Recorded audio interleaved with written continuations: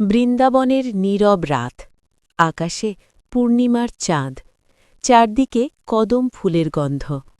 যমুনার তীরে বসে রাধারানীর চোখে অশ্রু ঝরছে। কৃষ্ণ মৃদু হাসি নিয়ে কাছে এসে বললেন, রাধে, কেন কাঁদছ? রাধারানী ধীরে মুখ তুলে বললেন, প্রভু, জগৎ তোমার জন্য কাঁদে, কিন্তু তাদের কান্নার ভিতরে থাকে কামনা, বাসনা, চাওয়া পাওয়ার আশা। কেউ সুখ চায়, কেউ ধন চায়, কেউ মুক্তি চায়, কিন্তু আমি তো শুধু তোমার জন্য কাঁদি। আমার হৃদয়ে কোনো কামনা নেই, কোনো চাওয়া নেই, শুধু তুমি আছো। তাহলে কেন আমাকে এত দূরে রাখো? কেন এত কষ্ট দাও শ্যাম?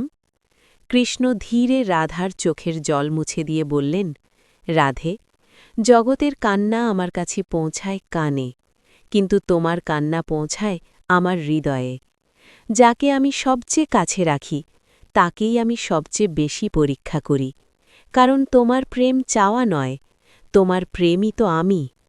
রাধা মৃদু হেসে চোখ বন্ধ করলেন। সেই রাতে যমুনার ঢেউ জানিয়ে দিল, যেখানে স্বার্থ শেষ, সেখানেই শুরু হয় সত্যিকারের প্রেম। রাধে রাধে, হরে কৃষ্ণা।